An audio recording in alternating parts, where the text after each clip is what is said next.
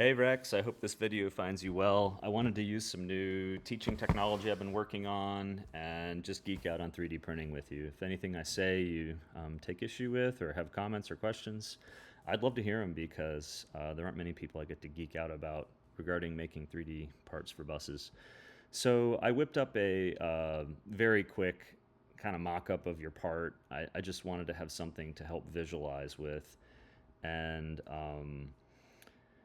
want to show you some of the ideas I have. First, let's review your parts that you've evolved here.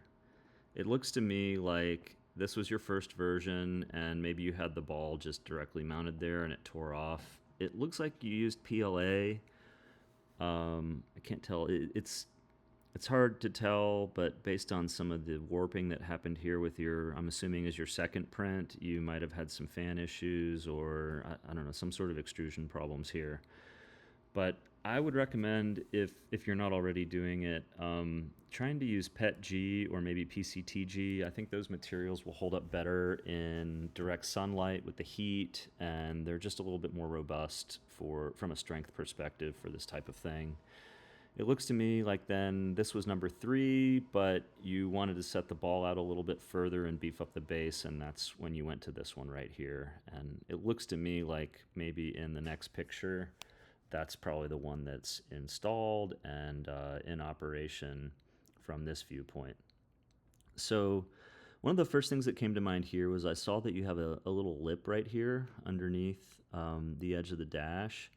I think it could go a really long way to actually add a lip to your plate that hangs under there. Even if it's really tiny, like an eighth or a quarter of an inch, it will add a lot of strength to it, and it will also adjust for some of the torquing that's going to be pulling on these screws to try to yank it off the side of your dash when, you know, all the force is coming down this way from the levered arm that the phone is attached to.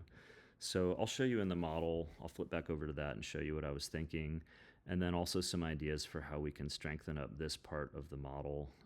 And then just one small little critique. I think it might look best instead of this rounded corner, which is pretty, you know, I like how you beveled that. But since you already have a square corner here, it might make sense to just keep that corner square and try to see if you can get your lines matched up with the edge there.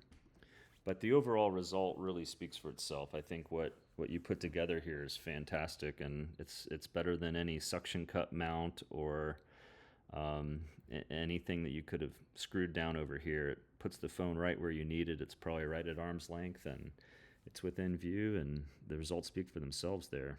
So let me switch back over to the model, and I'll give you some of my ideas I have there. Okay, so obviously we're not to scale here. I left this corner pretty sharp. I could bevel that a little bit, but I'm sure you can get that to match on your bus. So the first thing that I noted was this little lip here. If we put a lip on the bottom, it doesn't just serve the purpose of giving a more solid attachment point and also adding strength to this plate, but it lets you adjust the thickness here a little bit more too. And the best aspect to doing that and having this thicker is that now you can lay this thing down on the printer with the bottom of this part being your base for printing. This will be your first layer. So in order to make that work well, we of course have to get rid of this overhang right here where this face is now hanging out in midair. And I think there's 2 ways you could go on that. Well, 3 ways really. You could generate supports and then crack them off later, which probably doesn't make a ton of sense. You could make this angle of the whole thing, say at a 45, so that, you know, there isn't much overhang and it's climbing up as it goes. Or I think if it were me, what I would probably do is take this entire piece right here, and I would probably just move it down, and I would go make this whole face flush with your new lip. So now you have this entire this entire base that can sit flat on the printer, and it will give you a really solid foundation for printing the rest of it. That will then allow your layer lines to be horizontal as it prints up, and as the extruder goes around and does this layer by layer around the shell of this, it will give you a much more solid joint here, where this will be way less likely to pull out. And in fact, once you make this other little tweak I was thinking to really make it solid, I think your new weak point will probably become up here where the ball is mounted. But what I would do is probably also angle this out at 45 degrees and just really beef up how much material you're using there. And you could probably even do this, since that ball, you know, has plenty of room for your clamp to clamp down.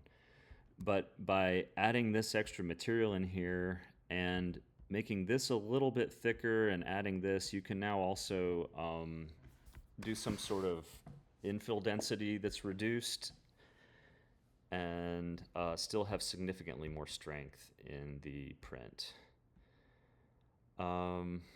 Yeah, I think that's about all I had as far as ideas. Maybe using the washer or thickening the area where the screws go. But again, awesome print, awesome model. I'd love to geek out about it more with you if you'd like.